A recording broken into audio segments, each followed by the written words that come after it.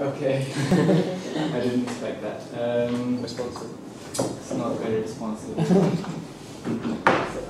I would expect it to work otherwise, actually. My screen is smaller, so it should definitely fit on a full HD screen. Apparently that's not the case. Okay, so I'll be talking about Browserify, which is another way of bundling JavaScript files together, similar to what Art.js does. It just does it in a slightly different way.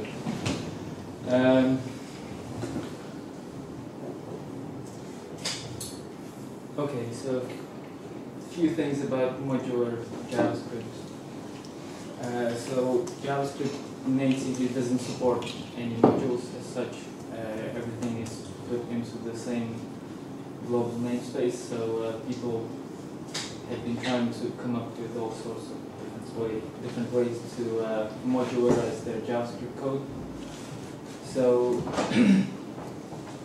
as we have seen previously with Require.js, so Require.js is one of the ways of doing that, and yeah, I said that. So one of the ways to modularize your code is called AMD, which Require.js, which we've just seen, implements. AMD stands for Asynchronous Module Definition, if I remember correctly. Curl is just another implementation of it. So AMD, as the name suggests, is asynchronous, meaning that basically every module is wrapped into its own function, and this is so functions are being used to encapsulate modules and hide private members. So another approach to that, which is slightly different, is called Common.js, and that's been popularized by Node.js. Unlike AMD, this one is synchronous, which essentially means that whenever you require something from within Node, let's say,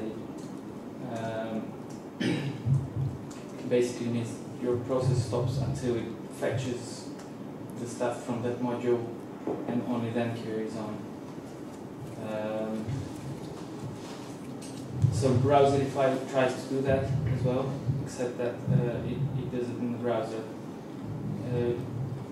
We're going to see slightly later when I demo this that being synchronous doesn't actually make it slow or anything. And then the third and upcoming way to do modules in JavaScript is ES6 modules. I highly suggest you to go onto this URL here after this demo. And check this out actually. So this website is pretty cool. It explains how they work and how they will work whenever ES6 comes out in December 2014. I think it's scheduled to come out. So yeah. So these are the three ways. Obviously, we've seen how Require.js works. We're not going to discuss ES6 because, oh yeah, so having said that, so ES6 modules are going to be synchronous as well. And so from that perspective, kind of Common.js's approach is very much similar to where JavaScript as a language is headed to. So what's wrong with Require.js? So this is not to undermine the previous. Okay, so this is to undermine. I mean, Require.js is amazing. We've all seen it. If it works for the TV team, use it. It's great. I still think, well, not me personally, but well, me personally, and there are people out there who think that there are still things wrong with Require.js. So one of them is, first of all, the fact that out of the box, without any bundling or anything, it will go and fetch each individual module as a separate HTTP request, and that's a huge impact on the performance. Again, this can be tackled with Art.js and things like that, but out of the box behavior is each individual request file. So that's one thing. The other thing is there's way too much ceremony around defining the actual modules. So this is like the skeleton for the simplest ever module, which depends on just two dependencies. So you have to wrap each individual module into this define function, then provide dependencies, and then return output. And the same goes for the require. So there are two functions. So essentially require is when you don't define anything but you just use the dependencies. So too much code, and then you still do need that extra tooling in order to run this in production, because you don't want those HTTP requests being made. And since you still need that tooling running on the server side, Browserify just approaches that in a simpler way. So there's no need for all that if the server side tools are still required. So okay, the pros and cons were not supposed to appear immediately. But okay, fine. Do you want me to hide? Yes. And everyone, don't look at the right hand side of the screen. On the bottom. Yeah. So enter Browserify. So the way it approaches modules is similar to how Node.js does. There's little or almost no ceremony. You just the syntax is as simple as when you define a module, you write it in a JavaScript file as you normally would, and then at the very end you just module.export equals whatever you were intended to expose out of it. Everything else stays private, and Browserify makes sure that it doesn't leak out of that module. Okay, so the next one appears in both pros and cons. You do need to be always bundling, so that unlike Browserify, there's no way to kind of have them as separate files running in the browser. On the other hand, that's a pro simply because you only have one single file to download at the end. And then one of the most important things is NPM, which is Node's package management kind of database, if you like. There's plenty of various different modules for all sorts of occasions that you may need. So that's at your disposal, and you can actually npm install a Node.js module, then bundle it together with your files, then run it through the Browserify, and you have them as part of your application. So this is how dependencies could be managed. That's one of the ways how dependencies can be managed. You can still use Bower if you want. But NPM on its own is quite huge, and there's plenty of stuff for all sorts of users. Okay, so for cons, again, always bundling, that some people may see it as a con. Debugging could be paying, but so it can be in require.js. So again, Browserify provides with source maps. So for those browsers that do support source maps, you can use that. You need to be, in order to conveniently develop for Browserify, you need to run some sort of watch tool, which there are plenty of in the Node.js world, which will just watch changes made on your JavaScript files and recompile them in real time, and then refresh your browser. The documentation could be a little bit better, although having said that, there isn't much to document. I mean, there are two functions, two kind of things you need to remember. Module exports equals whatever you want to export, and then require whatever you want to require. And that's it, really. So,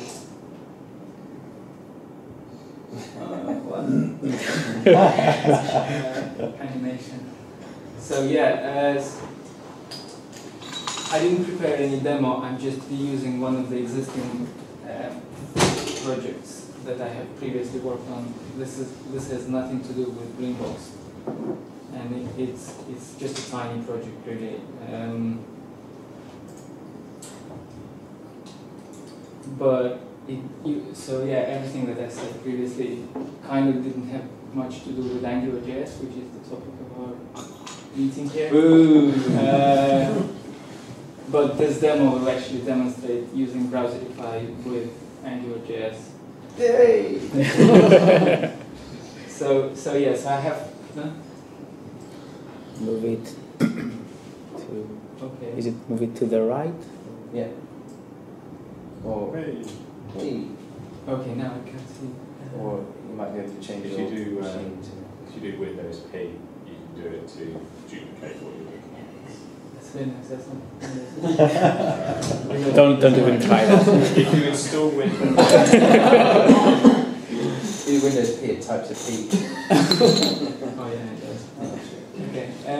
Anyway, so yeah, so little project written in JavaScript full stack, so it's Node.js and Angular, Node.js on the server and Angular on the client. So this folder here, scripts, is just a bunch of scripts for the client side. Kind of the purpose of this was to split individual files for individual kind of pieces of Angular application. Like the controller would go, like each individual controller would go into a separate file and direct it and whatnot.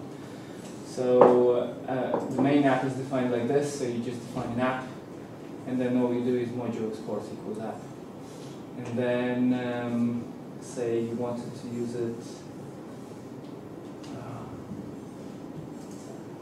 you wanted to use that app in to define a service, you would just require an app like that, and then you can work with it as if this variable was actually defined within the scope of this particular file.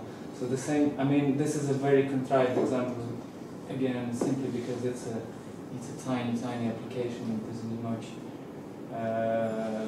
If there were more dependencies, we would have seen more usages of require and module exports. So in this case, I think this is the only thing that's being exported, and then all the rest of them are just using it to require. And then there should be one other usage. Yeah, so this one here. So this is just a class. Again, this has nothing to do with Angular.js. It's just a class, just a simple class defined in JavaScript, and then it's being exported like this. And then, if I remember correctly, yeah. So this service here then just uses it like that, just requires it, and then is able to instantiate new instance of that class while it's being required. So that's that, and then. So yeah, that looks very much like Node.js. That is code. almost Node, yeah. But that wouldn't run on a browser. No. So how does it go from being like that to something that? Yeah, so that is something that I was going to demonstrate next. So if I can get my mouse back.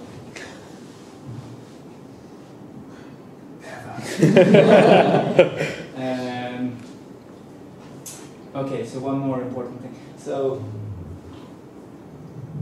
yeah, so they are individual files, but obviously when you serve it as an application, it comes back as one single so concatenated file. Not exactly concatenated, it's being processed by Browserify, yeah. which again, in a similar fashion, how require.js does it, goes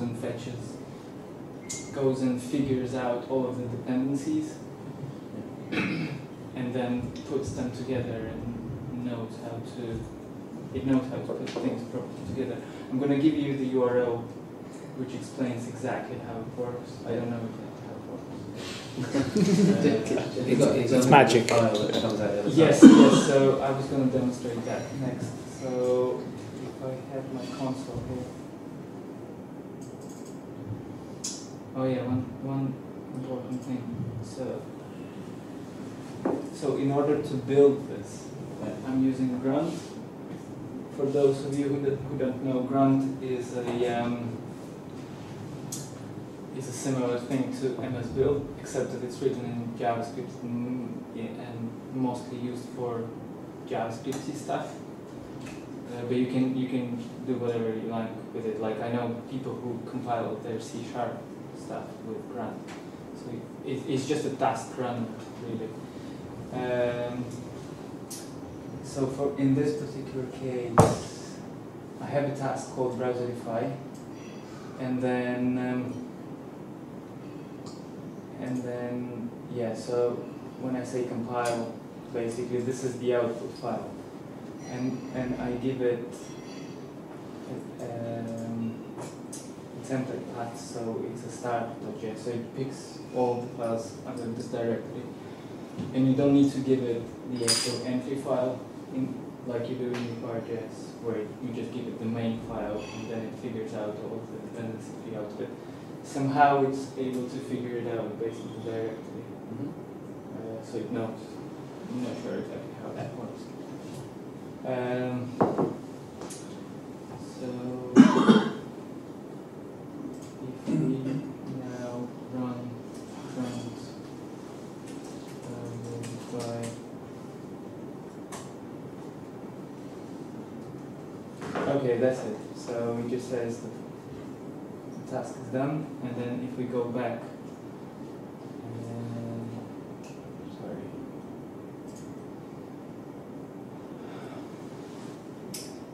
So we're supposed to put it into this path here.